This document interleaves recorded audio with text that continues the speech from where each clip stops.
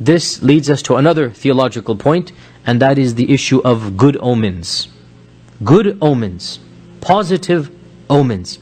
And this one phrase shows us what does it mean to have a good omen. Our Prophet ﷺ said that there's no such thing as superstitions, as bad omens. La adwa wa la tirata wa la hammata. All of these bad omens, like in our world, bad omens are like Friday the 13th, or a black cat, or breaking glass, or an upside down horseshoe, or all of these things, And then good omens are four-leaf clover. All of these things that our culture is familiar with, and of course every culture has these types of things. So the Prophet ﷺ said all of these things don't exist. La adwa wa la tirata wa la hamma. They don't even exist. And in one hadith he said, at-tiratu shirk, at-tiratu shirk. That believing in omens is a type of shirk. If you believe a black cat is going to harm you, if it crosses your path, you have some serious theological issues, really, So the Prophet ﷺ said, this is all shirk, there's nothing like this. Then he said, وَلَكِنْ يُعْجِبُنِ الْفَأَلْ.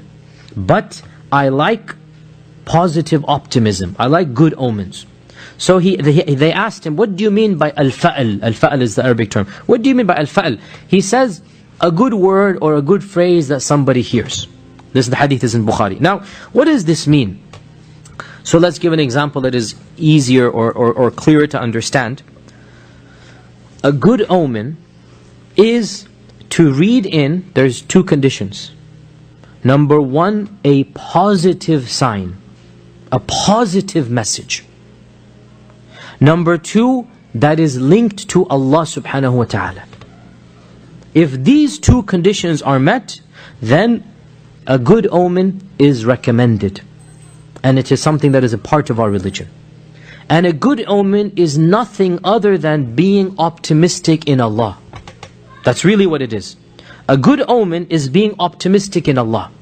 And an example of a good omen that perhaps our culture will understand, and I can assure you this example has never been found in any book of fiqh, because this is a culturally relevant example.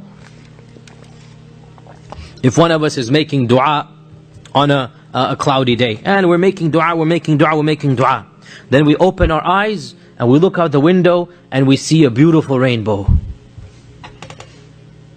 If we say, this is a sign from Allah that I should cheer up, and that my dua will be answered, there's nothing wrong with that. In fact, it's good. The Prophet said, I like al-fa'al, yu'jibuni al-fa'al.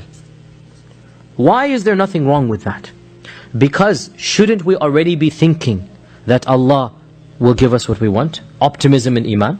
Correct? So anything that boosts that optimism, anything, is something that is jaiz. It is mustahab, in fact. You should always be optimistic. Right? So anything that you read as a sign, as a positive sign, right? Suppose it was cloudy, you make dua and the sun comes. So the sun is a type of brightness. So your heart always feels, happier when you see the sun after a cloudy day. It's like your heart goes up. If you say, oh, this is a sign that my problems will diminish, like the clouds, and the help of Allah, like the sun, will come in upon me, no problem. It's okay. In fact, it's good. يُعْجِبُنِي الْفَعْلِ. And one of the examples of the seerah of the Prophet is exactly here. Suhail comes from the root that means to make things easy. And when Suhail came, the Prophet said, Suhail has come, Allah has sahula. Allah has made things easy for you.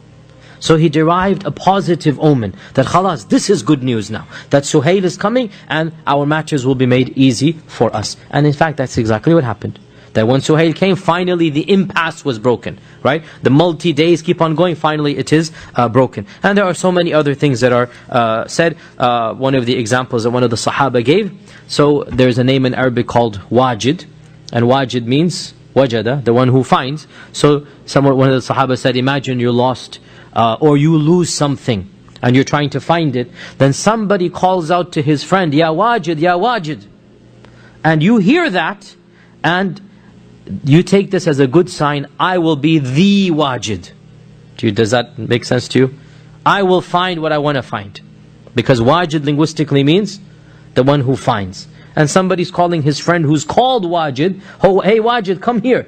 And then the man who's trying to find something, a lost item, he says, this is a sign from Allah, I'm going to be the wajid now, I will find my thing. This is an example. Again, in our culture, I give you some other examples. My point being, whatever you read in a positive sign, that Allah is sending a positive sign to me, that insha'Allah my problems will be solved, insha'Allah my dua will be answered, insha'Allah my sickness will be cured, whatever positive sign. Two conditions. Number one is positive. There is no such thing as negative. So if you're making dua, and then there's a thunder, don't think that this is a sign that Allah has rejected my dua. Doesn't work that way, okay? There's no opposite, okay?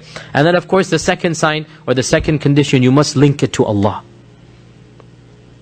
And this is one of the biggest problems of all of our bad luck things that we have. It's not even linked to Allah Azza wa Jal. Bad luck from a cat crossing your path, come on. I mean, how foolish is this, right? Where is that coming from? So, only positive and then linked to Allah subhanahu wa ta'ala. In any case,